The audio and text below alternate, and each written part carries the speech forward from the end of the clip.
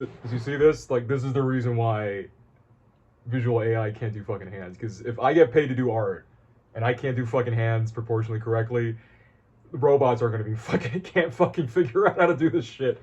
And so last Wednesday, I got found the time to watch Past Lives, and honest to God, I really the only reason why I even watched the movie was because of a woman I'm interested in, and I'm trying to find something to talk about with her that's more explicit than just work. So there we go. So the premise of the movie is essentially Greta's character, Nora, grew up in Korea originally as a kid and had a really, really good best male friend, which is this guy, which is I'm forgetting. I'll write it up on the fucking screen.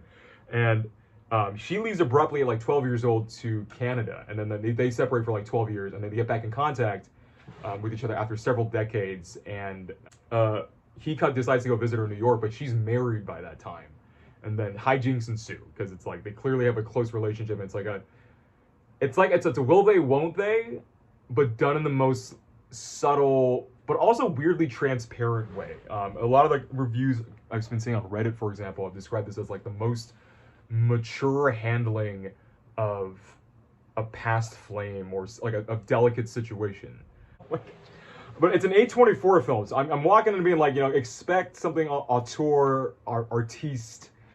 Everything Everywhere All at Once is an obvious A24 movie. I watched their previous Daniels film, Swiss Army Man, which was I was not expecting that movie to slap as hard as it did about that whole thing just being about a discussion about what does friendship mean, what does a meaningful friendship mean.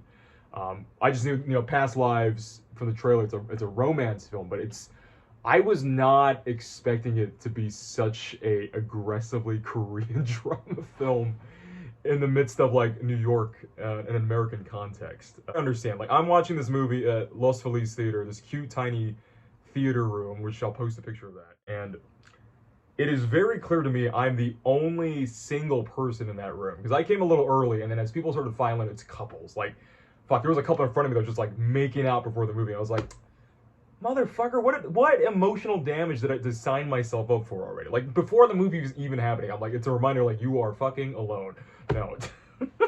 I wasn't just the only single person in the room, but I was also the only Korean in the room, and oh my god, this film is unintentionally hilarious to me as a Korean American because there was just so much Korean drama tropes or just Korean culture shit that I was just laughing really fucking hard at, and I was the only one laughing in the theater in this room full of gaijins or Weigukins.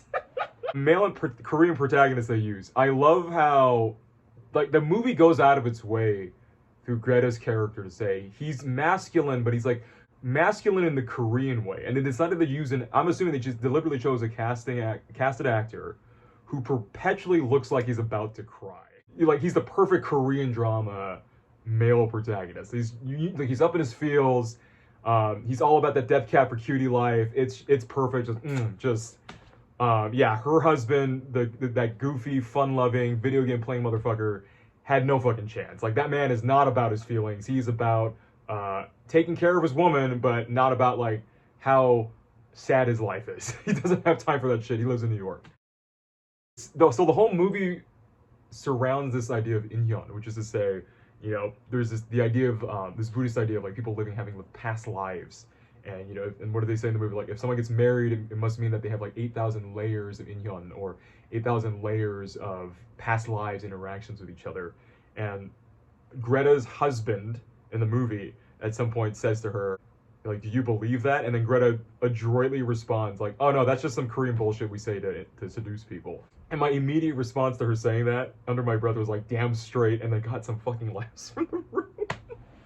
Oh my gosh, I'm such an asshole. And what was really cool, it's just the code switching. Like, I mean, when people talk about code switching these days, I think of the American zeitgeist. It's mostly about, like, the times I hear it, Black Americans having to code switch between like Black vernacular or Black context into like white people context or other American context. I think for the first time I got to see like aggressive Korean or if not Asian code switching. And this isn't just like parents versus kids. Like, every time these two characters, the Korean protagonists, would talk with each other, like it's like they deliberately enter this Korean drama space. Like, the subtlety, the subtle movements, the unspoken of words. And in the backdrop and of the deliberate backdrop the director sets up, where it's this Korean drama happening in the midst of this New York oppressiveness that's going on. It's like I'm laughing because it's like normal people don't hit on each other like this. Like this is not like this is such a heightened thing. This is such an idealized Korean thing. It's almost as if like a royal court drama is happening in the midst of like an American romantic drama. It felt surreal, removed almost, and it heightened that like separation that Greta has culturally between like her childhood sweetheart and her husband, essentially. I think what was also hilarious to me was like, and I love the trolliness of this film so much that if you note, like in a lot of the frames when these two fuckers are talking, and they're clearly just kind of having like this gentle, like they're just kind of poking at each other emotionally, and in the background you were seeing people make out, be cute, like just coupley shit, and I'm just like, it's just fuck. Subliminal messaging. I fucking love that shit. It was just, if it wasn't a joke, it was funny to me. It was extremely funny. It's like, just fucking do it. Just fucking do it. Make out. No, so what's beautiful about this to me is like, if you take this movie and put it alongside Beef, I think you genuinely have the holistic circumference and exploration of like the internal Korean and Korean American emotional storm that I think most Korean Americans either deal with or respond with. If like we just like build up that anger and shit, and we just have our exact moment of revenge kind of deal, or it's just bottled up like this, and it's just this fucking weird like fencing match, like with light pokes, but like there's a lot of fucking tension behind it, and no one's gonna say out loud what they're feeling, which is really fucking weird to me.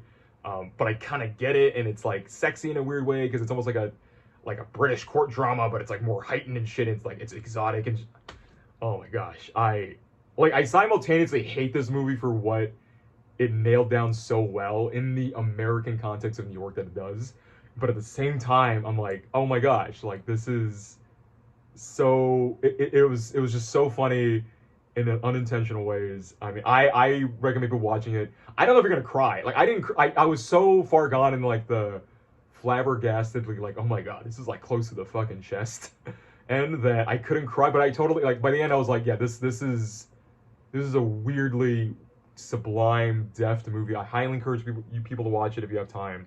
Make it like a 9:40, 9 o'clock last movie thing before you go to sleep. It doesn't have to be a big deal. The movie is not complicated. Once again, this is like they shoved the Korean drama into the carcass of New York.